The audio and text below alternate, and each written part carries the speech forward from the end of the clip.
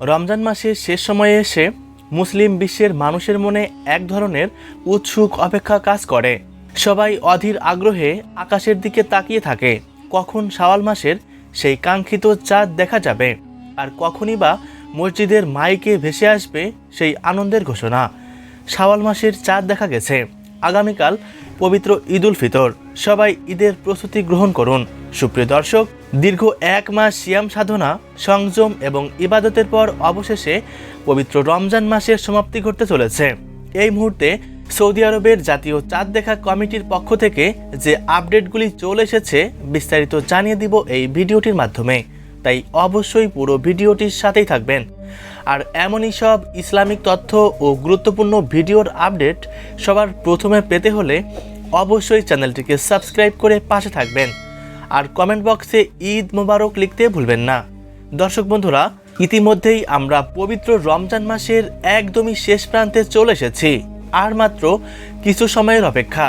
ইতিমধ্যেই সৌদি আরব সহ মধ্যপ্রাচ্যের দেশগুলিতে 18ই মার্চ বুধবার 29তম রোজা সম্পন্ন হবে। তাই এই মুহূর্তে সবার দৃষ্টি আকাশের দিকে। শাওয়াল মাসের নতুন চাঁদ দেখা যায় কিনা। এই মুহূর্তে সৌদি আরবের জাতীয় চাঁদ দেখা কমিটি চাঁদ পর্যবেক্ষণের জন্য সব ধরনের প্রস্তুতি গ্রহণ করেছেন। বিভিন্ন স্থানে পর্যবেক্ষণ দল মোতায়েন করা হয়েছে, যাতে আকাশে চাঁদের উপস্থিতি সঠিকভাবে নিশ্চিত করা যায়। সুপ্রিয় দর্শক, এখন শুধু চাঁদ দেখা যাবার অপেক্ষা। যদি আগামীকাল 18 মার্চ অর্থাৎ বুধবার সৌদি আরবে শাওয়াল মাসের চাঁদ দেখা যায়, তাহলে রমজান মাস 29 দিনের হবে এবং 19 মার্চ বৃহস্পতিবার সৌদি আরব সহ মধ্যপ্রাচ্যের বিভিন্ন দেশে পবিত্র ঈদ উল ফিতর উদযাপন করা হবে।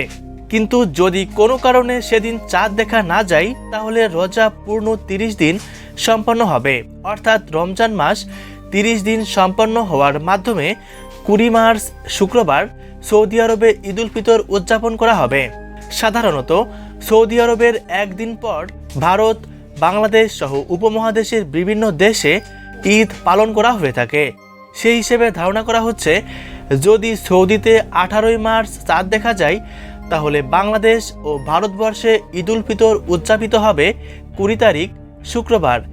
আর যদি 18 তারিখে সৌদিতে চাঁদ দেখা না যায়, তাহলে বাংলাদেশ ও ভারতবর্ষে ঈদ উল ফিতর উদযাপিত হবে 21 মার্চ শনিবার।